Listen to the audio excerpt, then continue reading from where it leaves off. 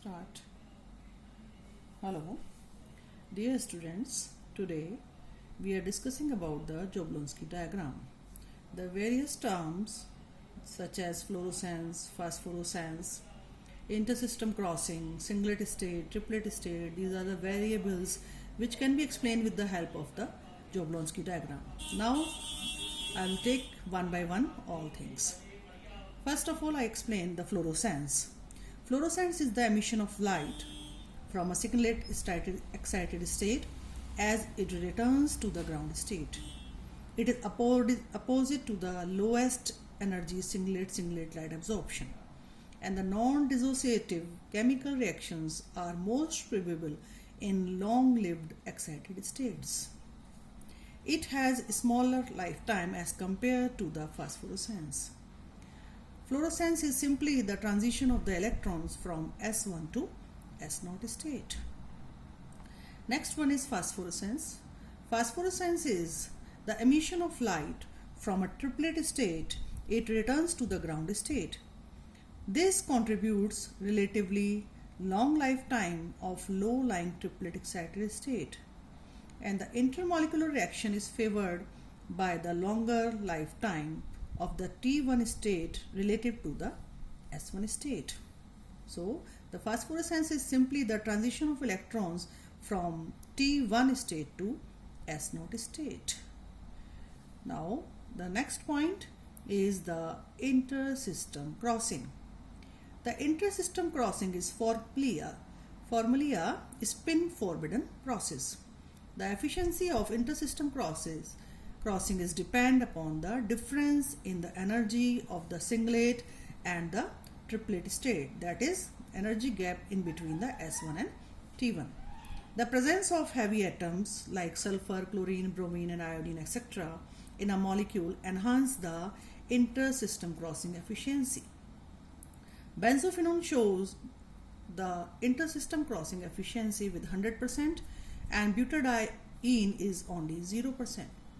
It is because of the difference between the S1 and T1 is 5 kilocalorie per mole for benzophenone and 47 to 64 kilocalorie per mole for the butadiene. Greater the gap in between the S1 and T1, lesser will be the feasibility, so that the benzophenone has the 100% feasibility whereas butadiene has the 0% feasibility of the intersystem crossing. And next basics of photochemistry topic is energy transfer. This method involves the transfer of excitation energy from an electronically excited molecule to the ground state of the another molecule. The mechanism of the energy transfer is as follows. If D is the donator, here in the reaction D is donor, if donor is absorb the quanta of energy and convert into D1, okay, if D1 itself converted into the D3, it is called the intersystem process.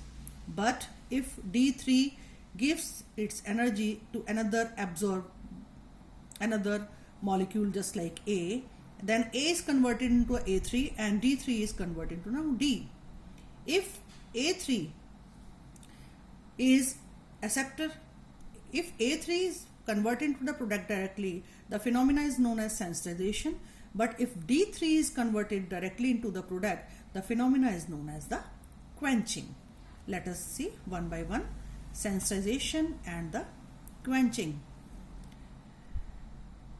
The light absorption by the donor produces singlet excited donor D1, which undergo intersystem crossing to give the triplet excited state donor D3.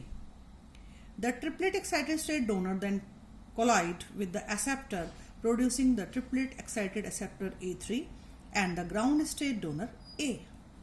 If A3 gives the product of interest, this is called sensitization, and if D3 gives the products of interest, then it is called the quenching. So we will see now about the types of excitation. Simply we can say the electronic excitation. As we know that photochemical reaction proceed via the excitation of the electrons from various ground state to the excited state. There are four main types of the excitation. The first is n to pi star transition. Such type of the electronic transitions or electronic excitations occurs in mainly the carbonyl compounds due to the presence of non-bonding electrons. Second, n to pi star. Such type of the electronic transitions or excitations occurs mainly in the alkanes due to the presence of only single bond. And third one is pi to pi star. Such type of the electronic transition or excitation occurs mainly in alkenes and alkynes due to the presence of only pi bonds. And last one, sigma to sigma star. It is found very rare due to the maximum energy gap and may found in the alkanes. And the feasibility order of these excitations levels is n to pi star is maximum, then pi to pi star, then n to sigma star, and last one is sigma to sigma star. And according to the gap of the energy level, lesser the gap in between two level, more is the feasibility. This is the base of this feasibility order. This is furthermore explained we can with the help of the diagram. Now we will see the diagram which tells us about the types of excitation. As we see in this, the pi bond, sigma bond, non-bonding electrons, pi star anti-bonding, and sigma star anti-bonding. So we will see now we can see in this diagram the n to pi star has the minimum energy gap, whereas the sigma to sigma star has the maximum energy gap. So therefore the n to pi star has the maximum feasibility, whereas sigma to sigma star has the minimum feasibility for the photochemical reactions. And today's last topic is quantum efficiency. What is quantum efficiency? This is one of the most important terminology of quantum yield, which is utilized during the measurement of the various photochemical reaction. It is defined as the ratio at which the molecule undergo a given event per photons absorbs per unit time. It is defined as the ratio at which the molecule undergo a given event per photons absorbs per unit time.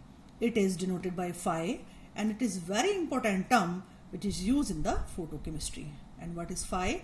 Therefore, the phi is equal to the number of electrons excited in a minute upon total number of the electrons which involved in a reaction.